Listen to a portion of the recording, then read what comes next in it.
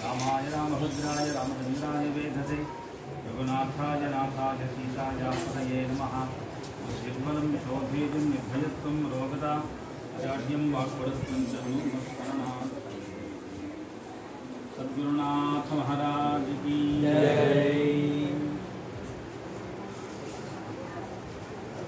भगवान அவதாரங்களுக்கு இரண்டு காரணங்கள் சொல்லப்படுறது. பகவான் கீதையில் சொல்லும் பொழுது பரிஸ்தானாய சாதுனாம் விநாசாய துஷ்கிருதாம், இதை அவதாரத்தில் லட்சியமாக சொல்கிறார்.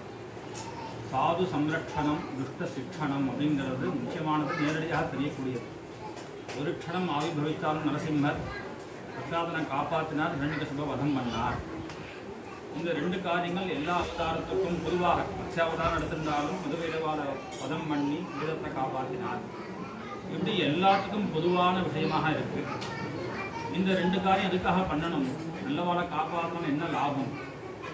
துஷ்ட சிக்ஷணம் பண்ணி என்ன லாபம்? சீதையே கேட்குறா பின்னாடி, ராமா எதுக்காக இந்த வில்லை வச்சுன்னு சமப்பட்டு இருக்கு, அவள் என்ன தப்பு பண்ண? துஷ்டால சிக்ஷணம் எதுக்காக பண்ணுவானே? கொஜக்ஷாத்திரம் கொஜராக கொஜ பாலனம் அப்படின்னு க்ஷத்ரியனாக வந்து இது தபஸ், இந்த வேஷத்தை போட்டுருக்கு, இந்த கையில் வில்லை வச்சுட்டுருக்க அப்படின்னு கதையை சொல்லி இன்னும் ஒரு ரிஷியனுடைய தபஸை கலைக்கிறதுக்காக கத்தியை கொடுத்துட்டு போனால், கடைசியில் ரிஷி அந்த கத்தியை வச்சுட்டு எல்லாரையும் வதம் பண்ணி கடைசியில் தபஸை விட்டார். அதனால் கையில் ஆயுதம் இருந்தாலே ஏதாவது பண்ணணும்னு தோணும்.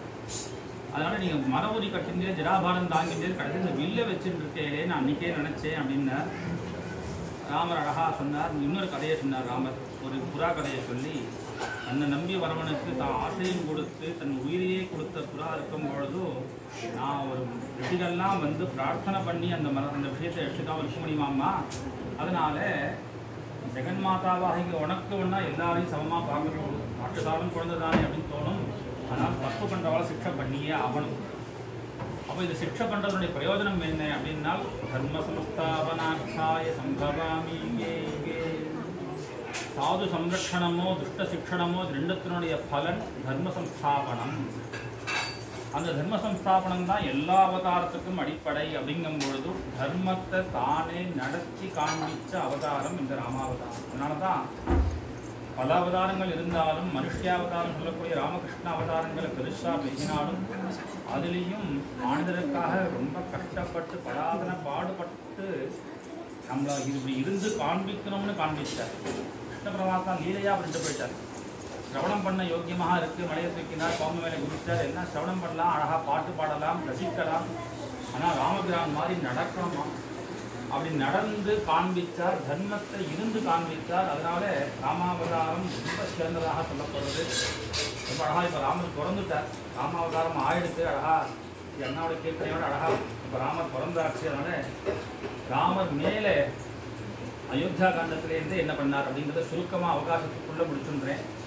பொதுவாக வால்மீகியினுடைய தாத்பரியமே அதுவாக தான் இருக்குது. ராமாயணத்தினுடைய லட்சியம் இந்த குணங்கள்லாம் கேட்டு இந்த குணத்தை உடையவர் யார் அப்படின்னு தான் வால்மீகி கேட்கும் பொழுது சில குணம் 14 குணங்களை வர்ணித்து இப்பேற்பட்ட குணசாலியான ஒரு மனுஷன் இந்த காலத்தில் யார் இருக்கார் அப்படின்னு கேட்டார்.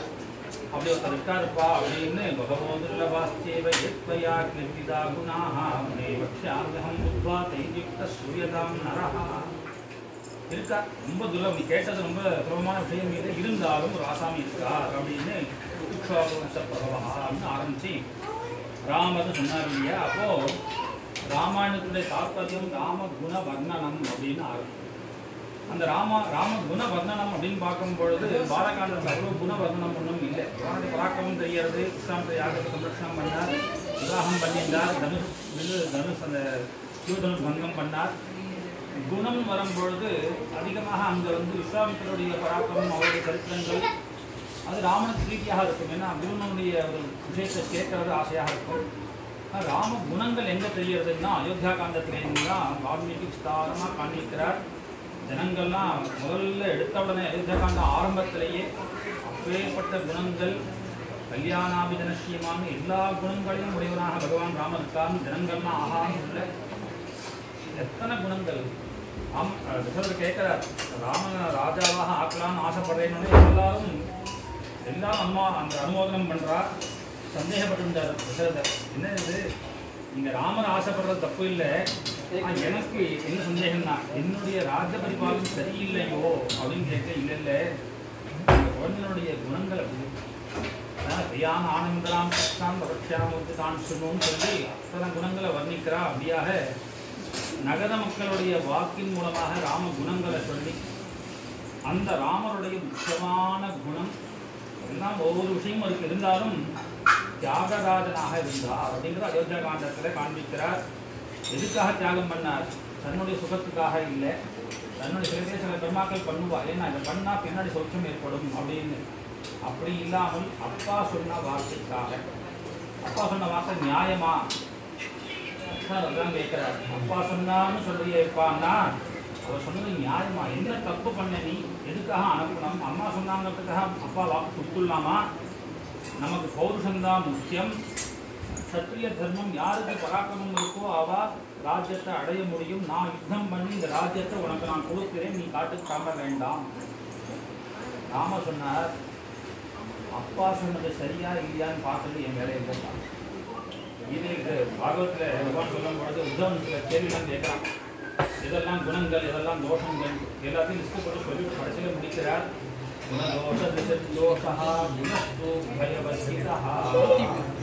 இவர் நல்லவர் கெட்டவன் பார்க்கறதே தப்புப்பா. என்ன அப்பேற்பட்ட ராமபிரான் நமக்கெல்லாம் பகவான், ராவனுக்கு எதிரிதான். அதனால ஒருத்தர் நல்லவன் கெட்டவன் நம்ம திருஷ்டிதாக்கே தவிர அவர் நல்லவன் கெட்டவன் பார்க்கவே கூடாது. அதுவே தோஷம். குணத்து உபயவர்த்திதான். அதனால இங்க பரதன் இந்த லட்சுமணன் சொல்லும் பொழுது ராமர் சொன்னார், அவர் அப்பா சொன்னது சரியா இல்லையான்னு நான் பார்க்கல, அப்பா சொன்னது வாஸ்தவம். அதனால அப்பா கொடுத்த வார்த்தையை காப்பாற்ற வேண்டியது என்னுடைய கடமை. அப்பா நேரடியா சொன்னாரா? நேரடியா கூட சொல்றார். யாரு சொன்னா? கைகேயி அம்மா சொன்னா, 7 ஆண்டின் வா என்று ஏம்பினன் அரசன் என்றால். அப்பா அப்படி சொன்னார்ப்பான்னு சொன்ன உடனே ராம சொன்னார், மன்னவன் பணி என்றாகில் முன்பணி மறுப்பனோ, என் பின்னவன் பெற்ற செல்வம் அடியனேன் பெற்றதென்றோ. அம்மா அப்பா சொன்னான்னு சொல்றியே, ஒருவேளை நீ சொன்னா நான் மறுத்துடுவேனா? ராமா நீ காட்டுக்கு போடான்னு சொன்னா சரின்னு தலையாட்டு போக மாட்டேனா? திமாம் திபிஸ்தோல்யம் அப்படின்லாம் சொல்றார். ஏன் இந்த மாதிரி என்ன நீ பேசிருக்க வேண்டாமா? அப்பா சொன்னான்னு சொன்னா எதவனா நான் பண்ணுவேன், பதையங்கி பாவக்கே. அதனால இந்த ராஜ்யத்தை கொடுத்தது என்ன பெரிய விஷயமா அப்படின்னு, என் பின்னவன் பெற்ற செல்வம் அடியனேன் பெற்றதுன்னு சொல்றான். பரதனுக்கு நான் எல்லாத்தையும் கொடுக்க தயாராக இருக்கேன்னு கொஞ்சம் கூட அங்க வால்மீகி மெனக்கட்டு சொல்றார். ராமருடைய முகத்துல கொஞ்சம் கூட சோகம் வரலை. எப்பேற்பட்ட விஷயம் கதையாக சொல்லிட்டு போயிடுறோம். ஆறாக இருந்தாலும் ஒரு க்ஷணம் எதுக்காக அப்பா இப்படி சொல்லணும்? நேற்று கார்த்தால கூப்பிட்டு ராஜ்யம் அவரே கொடுக்கறேன்னு சொல்லிட்டு நீ கார்த்தால கூப்பிட்டு ராஜ்யம் கிடையாதுன்னு சொன்னாலே பெரிய சமம். நீ 14 வருஷங்கள் காட்டுக்கு போகணும்னு சொன்னால் ராமருடைய மனசுல அந்த ஒரு ஏக்கம் வரணும் இல்லையா, ஒரு எண்ணம் வரணும் இல்லையா? இதுக்காக அப்படி சொல்றாரு. ஈஷத் கூட அந்த விகாரமே இல்லாமல் அதை ஏத்துட்டு பிரதட்சணம் பண்ணி ஒரு வருத்தப்பட்டார். என்ன வருத்தப்பட்டார்னா, அப்பா சொல்லும்படியாக நான் நடந்துக்கலையே, அப்படி ஒரு குழந்தையா நான் இல்லையேன்னு நினைச்சிருந்து கிளம்பினார். அப்படி அந்த தியாகமூர்த்தியான பகவானுடைய குணத்தை தான் வால்மீகி பகவான் 14 வருஷங்கள் தியாகராஜாவான ராமர் எப்படி இருந்தார் அப்படின்னு அந்த குணத்தை காமிச்சிருந்து போறார்.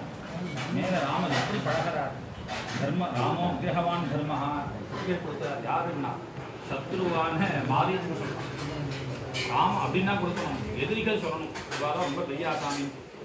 அப்படி தர்ம விக்கிரகமாக இருக்கக்கூடிய ராமபிரான் அம்மா கிட்ட எப்படி பழகணும், மனைவி கிட்ட எப்படி பழகணும், இதெல்லாம் காமிச்சுட்டே போறார். பின்னாடி பரதன் வந்து சொல்லும் பொழுது, ராஜ்யத்தை உறுப்புன்னு வரும்பொழுது பரதன் கிட்ட சொல்றார், அப்பா ராஜ்யத்தை நீ ஏற்று நடத்துக்கிறதான் நியாயம். ஏன்னா நான் எப்படி சத்தியசந்தனாக இருக்கணும், அப்பா வரணும்னு நினைக்கிறேனோ அதே மாதிரி நீயும் இருக்கணும். சத்வாரஹா தனயவராஹா வயம் நரேந்திரம் சத்யஸ்தம் பரதஜராமமானுஷீத சத்ருக்னஸ்து அதுலமதிஸ்து தேசஹாயஹா சௌமித்ரிஹி மம விதித பிரதானமித்ரம். நம்ம 4 பேரும் சேர்ந்து அப்பாவை சத்தியசந்தனாக பண்ணுவோம். அதனால நான் இருக்காமல் நீங்கள் ராஜ்யத்தை ஏற்றுக்கணும் அப்படின்னு சொல்லக்கூடிய ராமர் வந்த உடனே அழகா விசாரிக்கிறார். எப்படி விசாரிக்கிறார்? பரதனை பார்த்து நீ ராஜ்யம்லாம் சரியா நடத்துறையா அப்படின்னு கேட்டால் கோபம் வந்துடும். அதனால் இப்படி தானே பண்ணிட்டு இருக்கேன், மந்திரிகள்லாம் அப்படி நல்ல புத்திசாலியாக மந்திரிகள் வச்சுருக்கியா, டயத்துக்கு சம்பளம் போட்டு கொடுத்துருவியா, இப்படி இதெல்லாம் பண்ணுன்னு சொல்ல வேண்டியிருக்கு ராமபிரான். ஏன்னா இப்போ யுவராஜா பரதன் தம்பியாக இருந்தாலும் ஸ்தானத்தில் பெரியவனாக இருக்கார். ஆனால் உபதேசம் பண்ண வேண்டிய இடத்துல ராமர் இருக்கார். அதனால் அழகாக நாசுக்கா அவர்கிட்ட எப்படி சொல்லணுமோ அதை சொல்லி கச்சித் சர்க்கன்னு பெரிய சர்க்கம் இதை பண்ணுறியா அப்படி பண்ணுறியான்னு கேட்டு இதெல்லாம் பண்ணுன்னு அழகா அப்படி பேச தெரியணுமா. எப்படி தம்பியாக இருந்தாலும் அவகிட்ட எப்படி பழகணும். சீத்தை கிட்ட முன்னாடி சொல்லும்போது சொல்கிறார், நான் ஒரு வேளை காட்டு கிளம்பி போயிட்டு நீங்கள் இருந்தீங்கன்னா பரதன் கிட்ட என்னை பற்றி பேசாதேம்மா, ரொம்ப அதிகமாக பேசாதே. ஏன்னா ஸ்தானத்தில் இருக்கவாளுக்கு பிறரை பற்றி புகழ்ச்சி பண்ணால் பிடிக்காது. லோக நியதி அதையும் காண்பிக்காது. இப்படி எல்லா தர்மங்களையும் காண்பிச்சிருந்து சகலத்தையும் காண்பிச்சிருந்து போன பகவான் ராமபிரான் பக்தனை எப்படி காப்பாற்றணும் அப்படிங்கிறதையும் காண்பிக்கிறார். கடைசியில் ஆஞ்சநேய சுவாமியோட இப்படி எல்லா இடத்துலையும் அயோத்தியா காண்டத்திலேருந்து ஆரம்பித்து அரண்ய காண்டமோ யுத்தா காண்டம் எப்படி பழகணும். ஒரு க்ஷணம்தான் பேசுகிறார் ஆஞ்சநேய சுவாமி கிட்ட. பேசின உடனே அவர் எப்பேற்பட்டவர் அப்படிங்கிறத லக்ஷ்மணன் கிட்ட சொல்கிறார். இவர் பேசுகிறாரே, இவர் எல்லாத்தையும் கரை கலைந்தவர், எல்லா விஷயங்களையும் ரொம்ப கேட்டையானவர். குணவியாகரணம் அனேன பகுதாசுகம் பகுவியாகரதான நகிஞ்சது அபசப்திதம் அப்படின்னு அப்படி பேசின விஷயத்தை ஸ்லோகம் என்றே பேசார். இப்படி எல்லாத்தையும் பழகக்கூடிய அந்த ராமபிரான் இருந்து பழகி நம்மள மாதிரியே மனுஷனாக இருந்து நமக்கு தர்மங்களையும் சொல்லிக் கொடுத்து தர்மப்படி நடந்து காண்பிச்ச அப்பேற்பட்ட தர்மாத்மாவாகிய பகவானுடைய ஒரு ஜென்ம தினம் அப்படிங்கிற இந்த ஒரு உயர்ந்த ஒரு புண்ணிய காலத்தில் இவருடைய சந்நிதியில் ஏதோ ஒரு வாக்சுத்திக்காக சாருடைய ஒரு கிருபை எல்லாருடைய ஒரு சபையில் சொல்லணும், இந்த வார்த்தையாக சொல்லணும்னு அழைச்சி ஒரு இந்த ஒரு அவகாசத்தை கொடுத்த பகவானுக்கும் குருநாதாவுக்கும் தெரிவித்து பூர்த்தி பண்ணிக்கிறேன். நம பார்வதி பதயே குருநாத மகாராஜ் की जय.